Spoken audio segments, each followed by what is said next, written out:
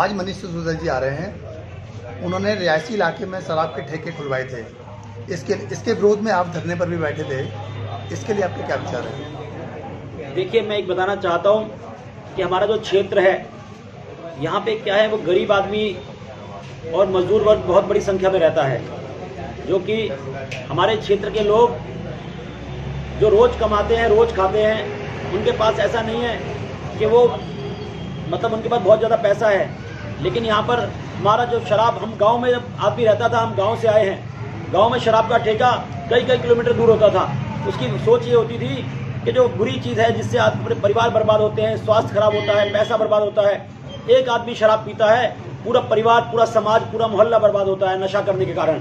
उस नशे को रोकने की बजाय यहाँ की दिल्ली सरकार ने हमारे मोहल्ले में, गोविंदपुरी वार्ड में, हमारे जहाँ पे आसपास करीब 70-80 हज़ार लोग रहता है, बिल्कुल बीचों बीच शराब का ठेका खोल दिया। मेरे गोविंदपुरी के लोग और मैं ठंड के समय, हम एक पूरा महीना हम लोग रात दिन धरने पे बैठे थे। हम कोर्ट गए थे, कोर्ट में हमने केस फाइल किया था।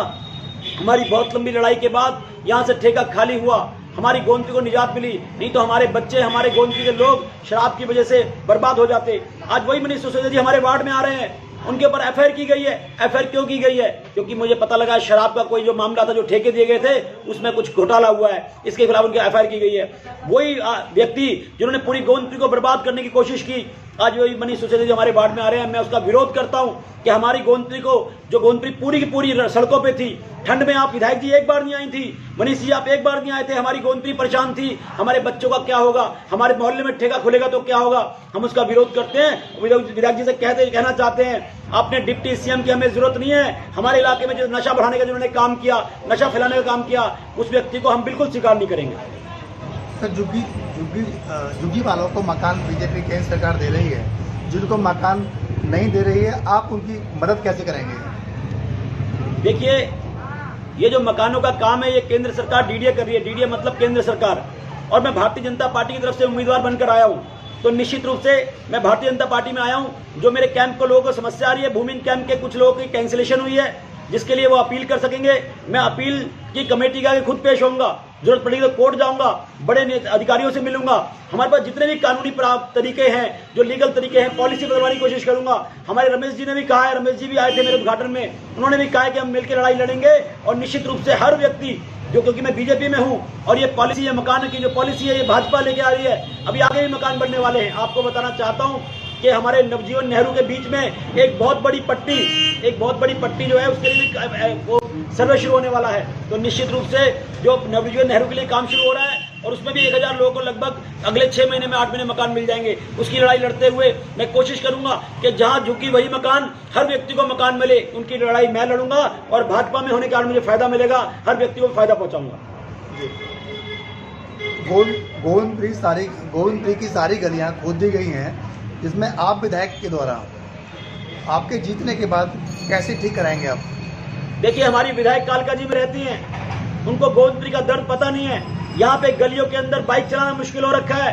पूरे हर गली, गोविंदपुरी की हर गली खोद के डाल दी है।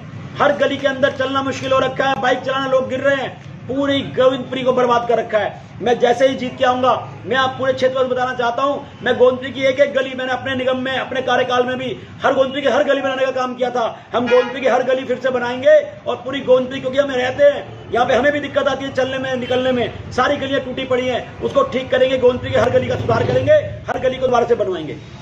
सर, मेरा 5वां सवाल आपसे है। सदन में कानून पास करके तीन नगर निगम को एक कर दिया गया है। पहले पैसे के लिए दिल्ली सरकार के पास जाना पड़ता था, अब सीधा पैसा निगम को कर दिया गया है, ऐसा क्यों? देखिए, पहले नगर निगम 3 थे, अभी केंद्र ने कानून पास करके नगर निगम को 1 कर दिया। उसका फायदा ये मिला, निगम में कम कमाई होती थी, वहां आती थी। अब पैसा एक जगह आएगा, कैसे काम होगा, उससे विकास करने में फायदा मिल। दूसरा, पैसे के लिए हमें सरकार के हाथ फैलाना पड़ता था, सरकार पैसा नहीं देती थी, केंद्र सरकार से भी पैसा मिलेगा। तो नए कानून पास होता हूं कि भाजपा पे बीजेपी से निगम तो काम करने में बहुत विकास कई गुना जा, हर गली बनेगी, हर चलेगी।